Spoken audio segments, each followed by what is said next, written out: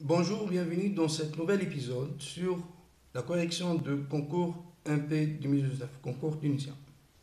Donc, on est arrivé à la partie 1, donc question numéro 3. Donc, on a terminé de montrer que j'ai de classer 1, cette fonction-là, et on a donné l'expression de sa dérivée en fonction de l'intégrale de cos. Maintenant, on a la déduction dans la question 4 que g de x est égal à cette expression-là. Donc, ici, comme j'ai dit, on est arrivé à montrer que g' de x est égal à moins 2i exponentielle moins x au carré pour x positif, bien sûr, quel que soit x positif. Quatrièmement, la déduction. Donc, la déduction, on va travailler sur r plus 3. Donc, on a g' de x est égal à ça. Pour x strictement positif, je veux passer à trouver une expression de g donc en fonction de ça. Donc, je peux intégrer, si vous voulez, à l'intérieur de ce domaine-là, c'est-à-dire, je ne sais pas, vous pouvez intégrer, si tu prends A appartient à R plus étoile, c'est bon? Donc, l'intégrale entre A et X de G' de T dt, c'est égal à moins 2i, l'intégrale entre A et X de exponentielle moins t au carré dt, ça c'est pour x strictement positif. J'ai bien ici cette identité pour x positif, donc je travaille bien sur ce domaine-là, et ça nous donne évidemment que quoi? Donc finalement, c'est que le g de x moins g de a, c'est égal moins 2i. Et ici, vous pouvez, je ne sais pas, donc il y a beaucoup de choix. Cette intégrale, on sait bien que l'exponentielle moins t au carré, il est bien contenu sur tout R. Donc c'est pour cela, vous pouvez écrire ça comme intégrale entre 0 et x de exponentielle moins t au carré dt. C'est bon, plus une constante. La constante, elle est l'intégrale entre 0 et x. Tire tranche, si vous voulez, l'intégrale entre 0 et a de exponentielle moins t au carré dt. Donc tu trouves l'intégrale entre a et x. Ben, en tout cas, c'est bon. Donc finalement, ça nous donne que g de x est égal moins 2i, l'intégrale entre 0 et x de exponentielle moins t au carré dt. C'est bon. Plus le reste, c'est une constante, donc plus une constante, et ça c'est pour x positif. Mais ce qu'on sait, c'est quoi? C'est que l'application G, il est bien contenu sur tout R, c'est démontré dans la première question. Cette application aussi, il est bien contenue sur tout R, vu que l'exponentielle moitié au carré, il est aussi contenu. Donc, sa primitive, elle est contenue sur tout R, donc c'est bon. C'est que je peux trouver bien ce constante-là. Donc, G est contenu sur 1, ainsi que x associe l'intégrale de moins t au carré dt. Donc, ça nous donne que c'est égal à g de 0 moins 2i, l'intégrale entre 0 et 0 d'exponentielle moins t au carré dt. Yani, g de 0, ça fait, on a trouvé que c'est égal à pi sur 2, et ça c'est un 0, donc le voilà. Yani, que g de x est égal à quoi? Est égal, donc pi sur 2, le voilà, moins 2i, l'intégrale entre 0 et x de moins exponentielle moins t au carré dt. Ça c'est pour x positif ou nul. Voilà pour 0 et pour strictement positif. Ce qui reste maintenant, c'est pour x, comment dirais-je, donc pour le x qui est négatif. Donc pour x négatif, si x inférieur à 0, donc moins x, il est positif. Ça nous donne bien que g de x, si en fait c'est quoi? C'est g de moins x, et puisque moins x est positif, je peux utiliser cette expression qui est égale à pi sur 2 moins 2i, l'intégrale entre 0 et moins x de exponentielle moins t au carré dt. Ça va? Et celle-ci, c'est égal à quoi? Bon, c'est égal à pi sur 2 moins 2i, l'intégrale entre Le moins x, pour le x, ça représente quoi? Ça représente sa valeur absolue. X est négatif. Alors, la valeur absolue de x est égale à quoi? Moins x. Donc, le voilà, ça c'est valeur absolue de x, de exponentielle moins t au carré dt. C'est bon? Ça c'est le g de x pour x négatif. Et évidemment, c'est de même, hein, la même expression pour x positif. Parce que valeur absolue de x pour x positif, c'est égal à x, donc le voilà. Et ceci pour x négatif et aussi pour x positif, d'où c'est quelque chose x appartenant à R, donc on a bien cette expression. Ben c'est bien, on va passer maintenant à la déduction. Il nous a demandé de quoi? Donc de déduire la valeur de i. Ben, la valeur de i, c'est l'intégrale entre 0 et l'infini de exponentielle moins t au carré. Bon, i, ça existe ici. Et lorsque tu prends x ici et tu fais tendre x vers l'infini, tu trouves aussi une autre fois i. Donc, autrement dit, je pense que c'est clair que l'idée ici, c'est quoi? C'est de passer à la limite lorsque x tend vers l'infini dans cette identité. Donc, disons, cinquièmement, on a g de x égale pi sur 2 moins 2i, l'intégrale entre 0 et x de exponentielle moins i au carré de i pour x positif. On fait tendre x vers l'infini. Qu'est-ce qu'on a? La limite,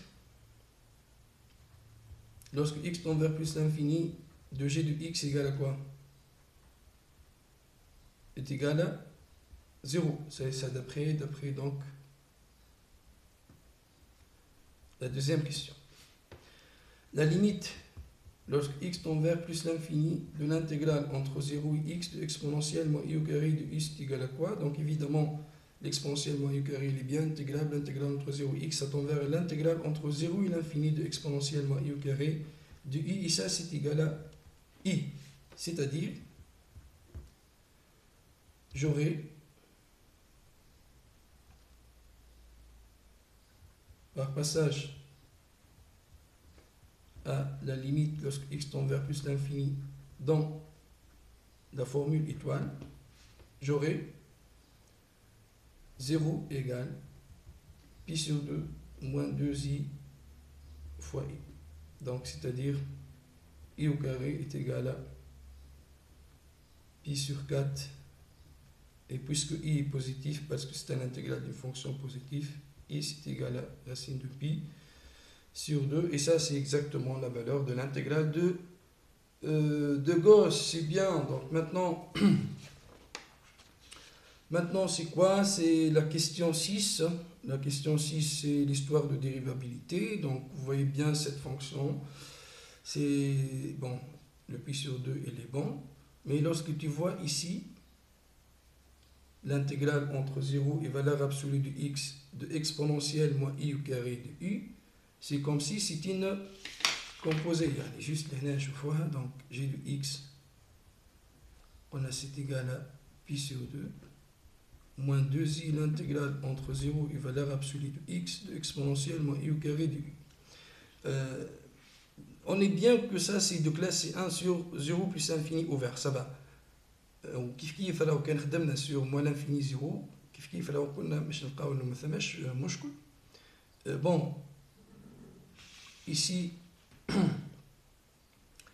la fonction g, la dérivabilité donc en 0.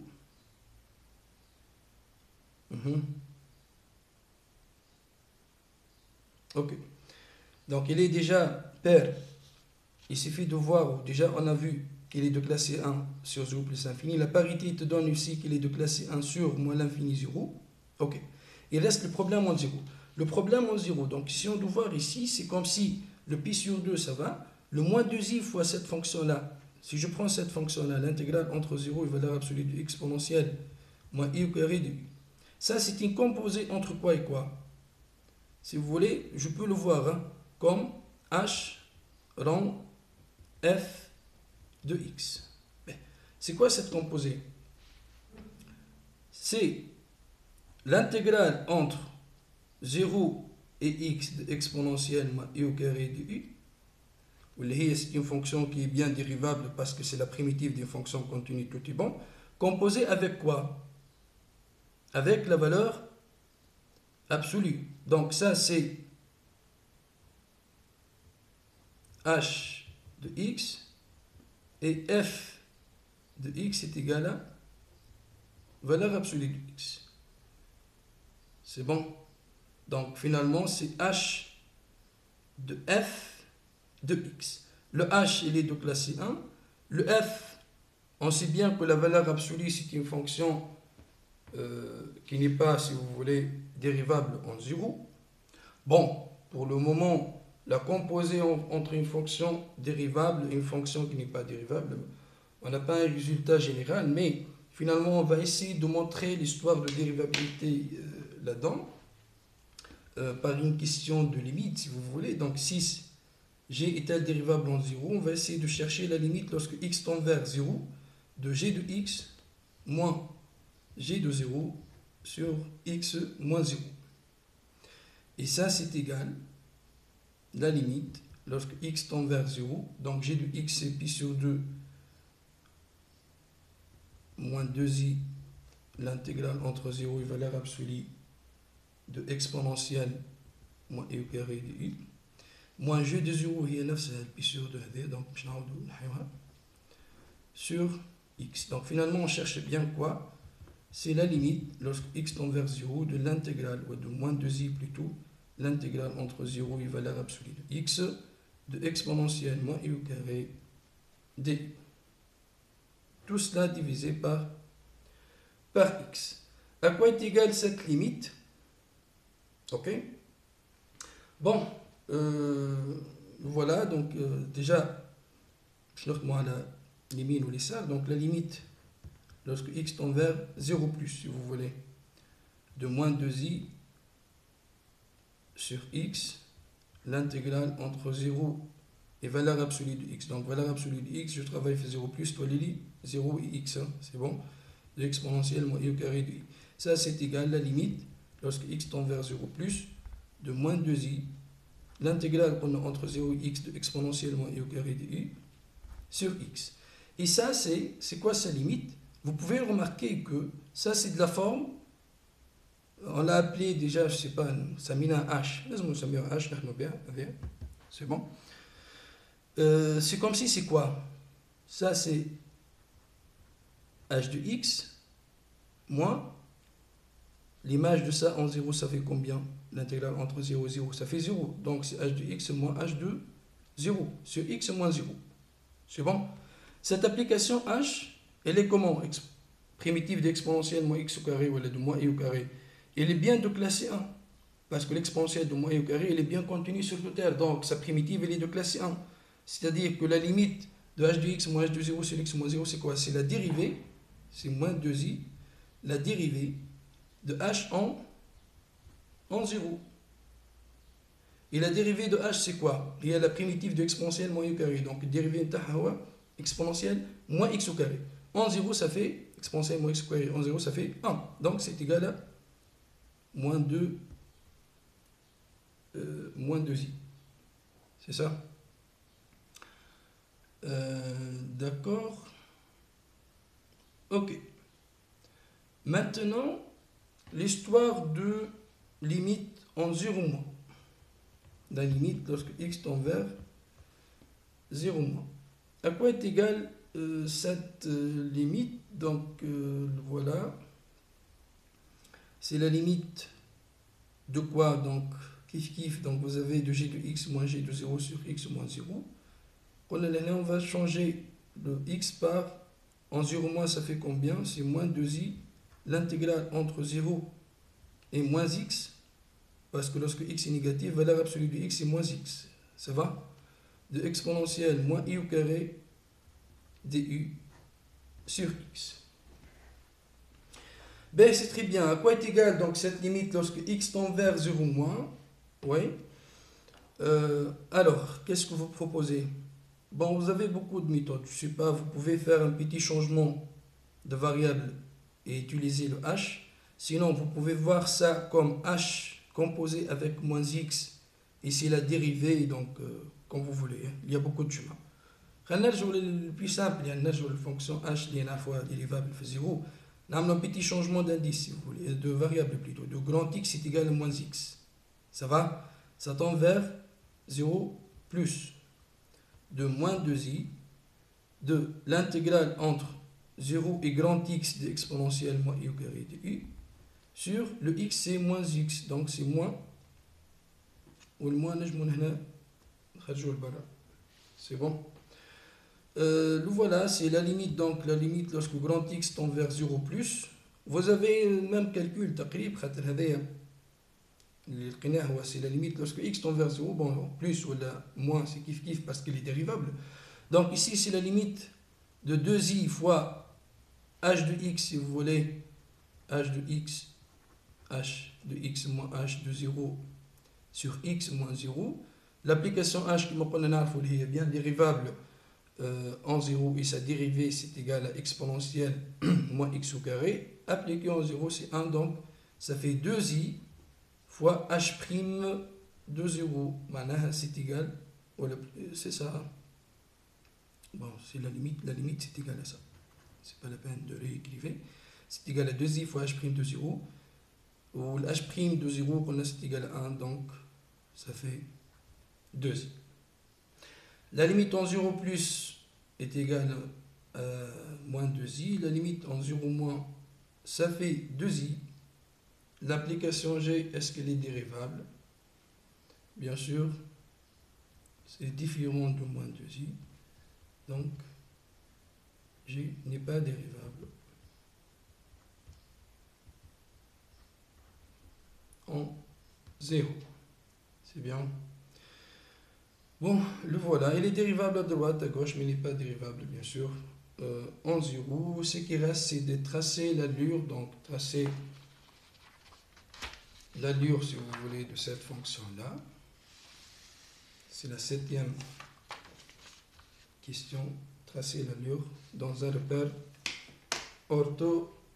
orthonormé. Donc, vous avez bien... Voilà.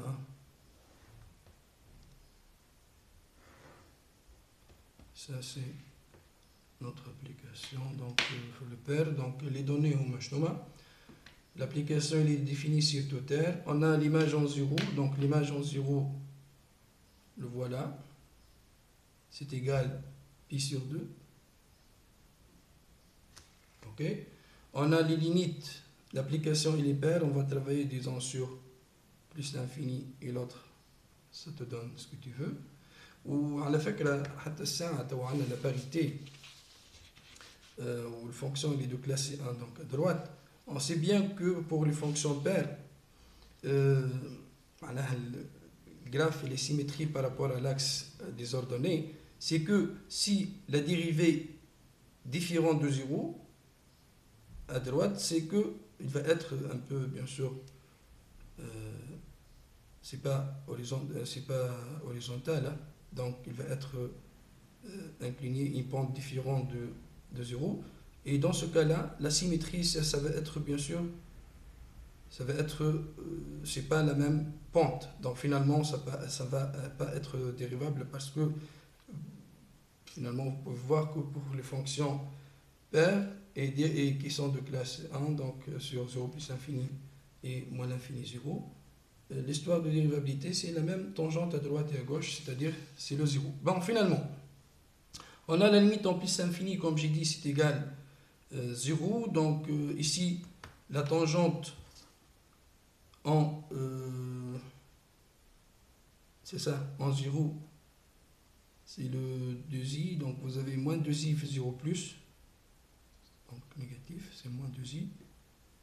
Et li, c'est égal à la signe de pi sur 2. Donc finalement, bon, plus ou moins, c'est approximatif. Et l'autre, c'est l'autre tangente. Donc le voilà. OK. Donc ça, c'est la tangente en 0 plus, en 0 moins. La limite en plus l'infini, c'est un 0. La limite en moins l'infini, c'est un 0. et l'image en 0 sur pi sur 2. Donc voilà les données qu'on a. Et ça, c'est le graphe de G. Dans le repère orthonormé, donc le voilà la partie 1 de problème de concours MP 2019. Ok. Il reste après donc deux autres parties. On va le voir dans les vidéos prochaines. Je vous remercie bien pour votre suivi, pour votre attention. À la prochaine. Salam.